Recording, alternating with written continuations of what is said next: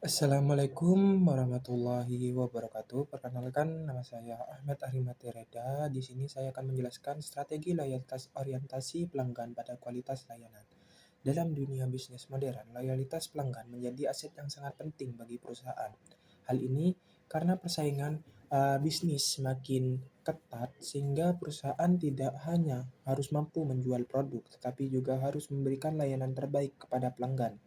Dengan memberikan kualitas layanan yang baik, perusahaan dapat mempertahankan pelanggan dan membangun hubungan jangka panjang dengan mereka. Nah, perlu kita ketahui pengertian loyalitas pelanggan ini dapat diartikan sebagai komitmen pelanggan untuk terus membeli atau menggunakan produk atau jasa dari suatu perusahaan secara berulang. Nah, pelanggan yang loyal biasanya tetap memilih produk tersebut meskipun terdapat banyak promosi atau penawaran terhadap pesaing. Nah, loyalitas ini terbentuk karena pelanggan memiliki pengalaman yang positif terhadap produk maupun layanan yang diberikan oleh perusahaan. Selanjutnya ini konsep kualitas layanan, di mana konsep kualitas layanan ini merupakan penilaian pelanggan terhadap seberapa baik layanan yang diberikan oleh perusahaan. Penilaian ini bersifat subjektif karena setiap pelanggan memiliki pengalaman yang berbeda. Biasanya pelanggan akan membandingkan antara harapan mereka sebelum menerima layanan dengan pengalaman yang mereka rasakan setelah menerimanya layanan tersebut. Jika layanan yang diberikan sesuai atau bahkan melebihi harapan pelanggan, maka pelanggan akan merasa puas. Selanjutnya ini hubungan antara kualitas layanan kepuasan pelanggan dan loyalitas pelanggan. Nah, ketiganya ini saling berkaitan. Yang pertama ini ketika perusahaan mampu memberikan kualitas layanan yang baik, misalnya ini pelayanan yang ramah, cepat, dan sesuai dengan kebutuhan pelanggan, maka pelanggan akan merasa puas dengan layanan tersebut. Yang kedua ini kepuasan pelanggan menjadi faktor penting yang membuat pelanggan ingin kembali menggunakan produk atau jasa dari perusahaan yang sama. Ketika pelanggan merasa puas, mereka akan memiliki pengalaman positif terhadap perusahaan tersebut. Ketiga ini dari rasa puas tersebut akan muncul loyalitas pelanggan. Pelanggan yang loyal biasanya akan terus membeli atau menggunakan produk yang sama secara berulang. Selain itu, mereka juga cenderung merekomendasikan produk tersebut kepada orang lain seperti teman ataupun keluarga. Jadi dapat disimpulkan ini bahwa kualitas layanan yang baik akan menciptakan kepuasan pelanggan dan kepuasan tersebut akan membentuk loyalitas pelanggan dalam jangka panjang. Selanjutnya ini model service qual atau service quality. Untuk mengetahui kualitas layanan, terdapat sebuah model yang disebut service qual. Model ini digunakan untuk mengukur seberapa baik pelayanan yang diberikan kepada pelanggan. Dalam model ini, terdapat 5 dimensi dalam service qual, yaitu yang pertama reliability, yaitu kemampuan perusahaan memberikan layanan dengan tepat dan dapat dipercaya. Yang kedua ini responsiveness, yaitu kesediaan karyawan untuk membantu pelanggan dengan cepat. Yang ketiga ini assurance, yaitu kemampuan dan sikap karyawan yang dapat memberikan rasa percaya kepada pelanggan. Yang keempat ini empati, yaitu perhatian dan kepedulian perusahaan terhadap kebutuhan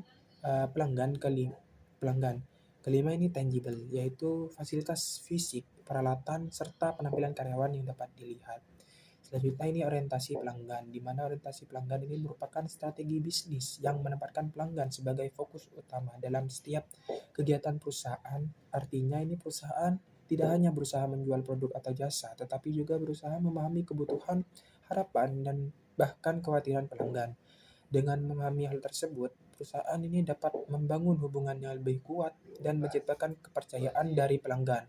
Oleh karena itu, perusahaan perlu mengubah pola pikir dari yang sebelumnya hanya fokus menjual produk menjadi lebih fokus pada menciptakan produk atau layanan yang benar-benar dibutuhkan oleh pelanggan.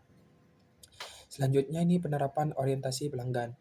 Untuk menerapkan orientasi pelanggan secara efektif, perusahaan juga membangun budaya organisasi yang berfokus pada pelanggan atau yang disebut customer centric culture. Budaya ini harus diterapkan oleh seluruh anggota organisasi, mulai dari manajemen hingga karyawan yang berinteraksi langsung dengan pelanggan.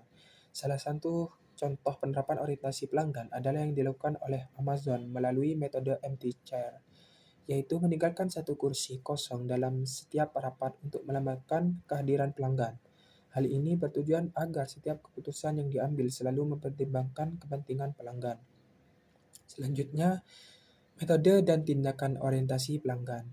Untuk menerapkan orientasi pelanggan secara nyata, Perusahaan perlu menggunakan beberapa metode, yaitu yang pertama ini perusahaan perlu mengukur kepuasan pelanggan, misalnya melalui survei seperti Customer Satisfaction Score atau Net Promoter Score.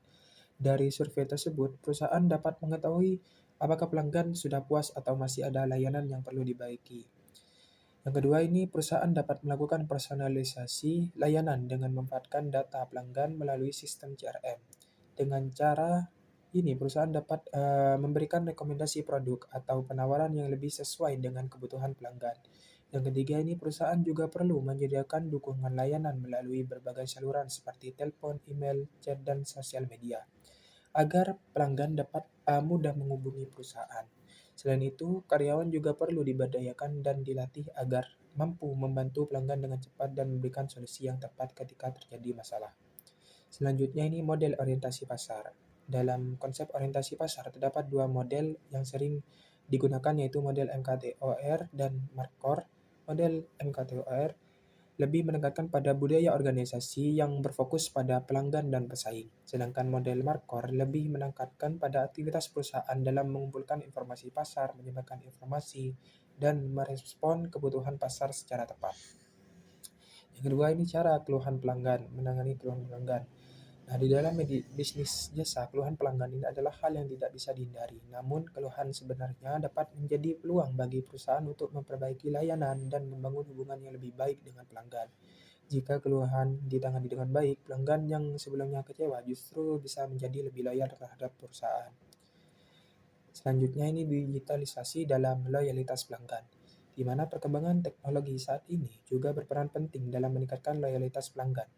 Saat ini, banyak perusahaan memanfaatkan teknologi seperti artificial intelligence atau AI dan big data untuk memahami perilaku pelanggan. Selain itu, konsep omnichannel juga memungkinkan pelanggan untuk berinteraksi dengan perusahaan melalui berbagai platform. Teknologi ini membantu perusahaan memberikan layanan yang lebih cepat dan lebih personal.